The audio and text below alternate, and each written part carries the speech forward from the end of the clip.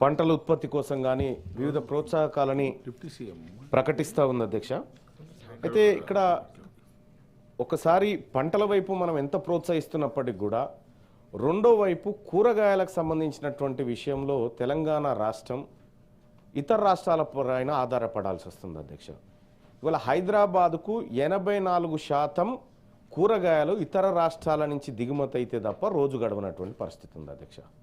అట్లాగే మొత్తం ఎంటైర్ తెలంగాణకి 60% కూరగాయలు రావాలి అధ్యక్ష ఇతర రాష్ట్రాల నుంచి. ఈ విషయంలో రాష్ట్ర ప్రభుత్వం ఈ పంటలను పెంపుదల కోసం ఇది అక్కడ ఏమైతుందంటే ఇతర రాష్ట్రం నుంచి వచ్చినటువంటి దానికి రవాణా ఛార్జీలు, మధ్యలో దళారీలు, మార్కెట్ ఇదంతా కలిపి ధరలు పెరుగుతూ ఉన్నాయి అధ్యక్ష. ఇక్కడ కూరగాయల సాగును పెంచాల్సినటువంటి అవసరం ఏ మేరకు ఉందనేది ఒక సూచన చేస్తా అధ్యక్ష. కర్ణాటకలో మొత్తం సాగు 2,27,00,000 ఎకరాలు అయితే 67 లక్షల ఎకరాలు అక్కడ ఉద్యాన పంటలు పండిస్తూ ఉన్నారు అధ్యక్ష. మహారాష్ట్రలో 2,42,00,000 మొత్తం సాగు అయితే 57 లక్షలు అక్కడ పండిస్తూ ఉన్నారు అధ్యక్ష. ఆంధ్రప్రదేశ్లో దాదాపుగా 2 కోట్ల ఎకరాల్లో పండిస్తే 45 లక్షల ఎకరాలు ఏది కూరగాయలు ఇతర ఉద్యానవన పంటలు అధ్యక్ష.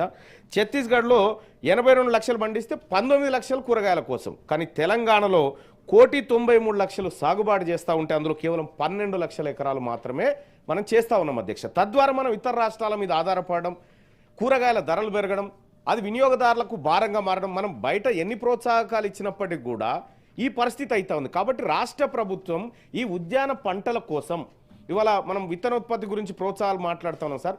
64.5% విత్తనోత్పత్తి ప్రైవేట్ రంగం చేతిలో ఉంది. ఒకసారి గతంలో నేను ఈ తెలంగాణ రైతాంగాన్ని 10 జిల్లాల నుంచి ఛత్తీస్గఢ్ తీసుకుపోయిన అధ్యక్ష. ఛత్తీస్గఢ్ తీసుకపోతే అక్కడ వ్యవసాయ విశ్వవిద్యాలయం ఉంది. అక్కడికి పోతే విత్తనోత్పత్తికి ఎస్ సార్, అక్కడ అది చెప్తున్నా సార్, ఆ తరీకాలోకి రమ్మని చెప్తా ఉన్నాను సార్.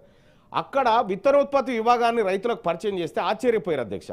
సేమ్ తెలంగాణ రాష్ట్రంలో కూడా ప్రైవేట్ రంగంలో ఉన్నటువంటి విత్తనోత్పత్తి కార్యక్రమాన్ని ప్రభుత్వ రంగంలోకి తెచ్చి అలాగే ఉద్యానవన పంటలు పెంచే విధంగా ఈ రాష్ట్ర ప్రభుత్వం ఏమైనా చర్యలు తీసుకుంటుందా అని తమ ద్వారా అడగదలుచుకున్న అధ్యక్ష. మహేష్ కుమార్ గౌడ్ గారు.